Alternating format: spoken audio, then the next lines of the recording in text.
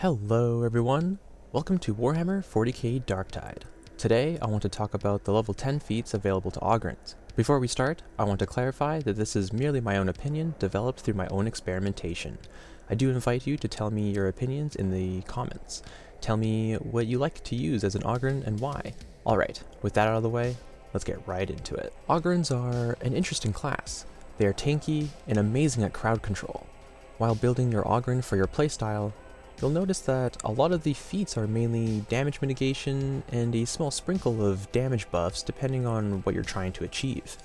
I felt the level 10 feats are actually really interesting in this sense, as they set you up for the rest of your leveling journey and experimentation of the class. First up is Heavy Weight.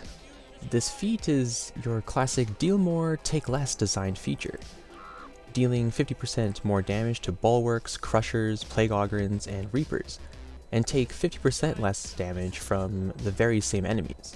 This feat is a solid passive ability because in higher difficulties such as Heresy and Damnation, you see these types of enemies very often, giving you a slight edge when having to deal with them yourself. In my experience, I feel this situation does not happen very often. Your teammates have so much more utility. Psychers, Veterans, and Zealots all have amazing damage output, easily dealing with any threat thrown in your direction. I do feel Heavy Weight is a niche feat for this reason.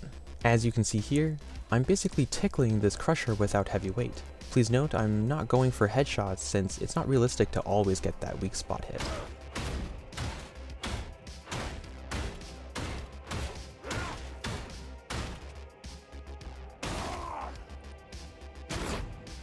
In this instance, I have Heavy Weight online, and without any other damage bonuses, you can see it's actually chipping away at this crusher a little more. It still takes a while to take it out.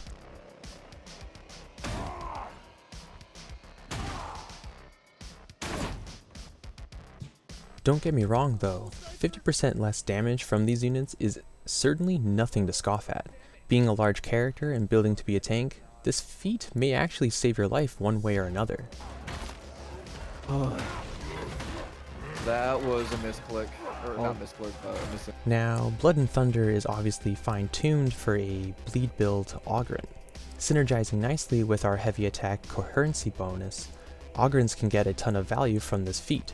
When you hit an enemy with a heavy attack, it applies 6 stacks of bleed status to the enemy. In addition, this neatly ties in with the level 20 feat, Bloodthirst, giving Ogryns 10% damage resistance per bleeding enemy in melee range, stacking up to 6 times. That's potentially a whopping 60% damage resistance, with many of the Ogryn melee weapons capable of doing wide sweeps, hitting multiple enemies at a time. It's quite easy to rack up these stacks of Bloodthirst and be damn near unkillable when being swarmed down.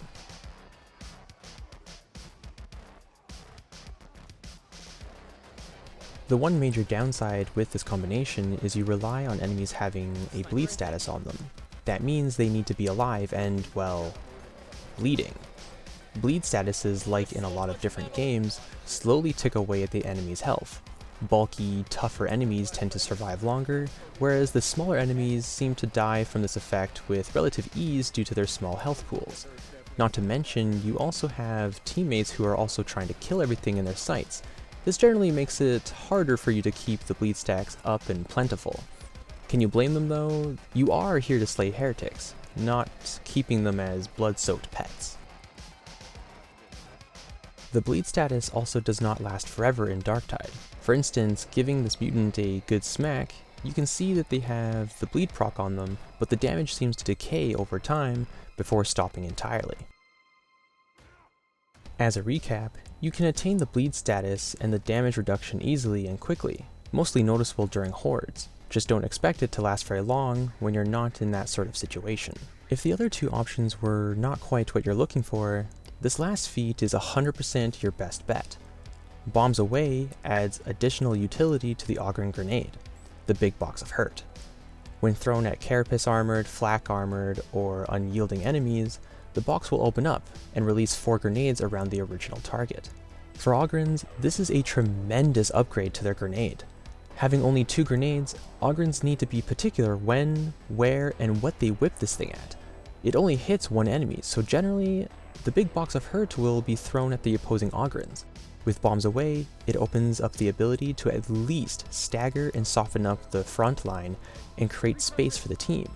This is valuable when there is a ton of armored units in front of you, like bulwarks, giving the team a chance to reprioritize targets, and opens up a window of opportunity to take out the enemy backline due to everything being staggered up front. Like I stated previously, having only 2 grenades makes it a precious resource. You may find yourself or your fellow Ogryns saving these for the perfect occasion.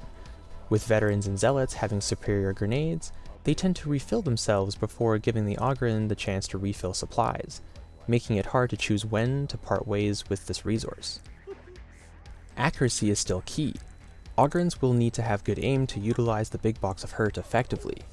Headshots on bulwarks and reapers are excellent ways to get rid of them on the spot. Body blows are the next best thing, since you'll for sure stagger the target and everything around it. At heresy and damnation difficulties with no other damage from other sources, this will not kill them, even with the additional grenades exploding.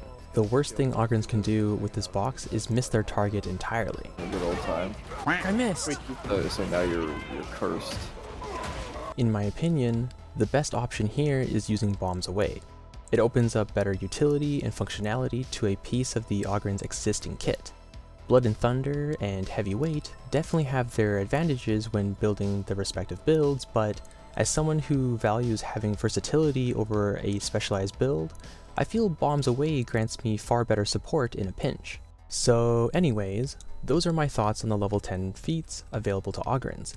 Let me know your thoughts in the comments below. I would love to hear your builds and what sort of fun ways you enjoy playing your Ogryns. As always, like and subscribe if you enjoyed the video, and I hope to see you in our next purge. Oh, bye-bye.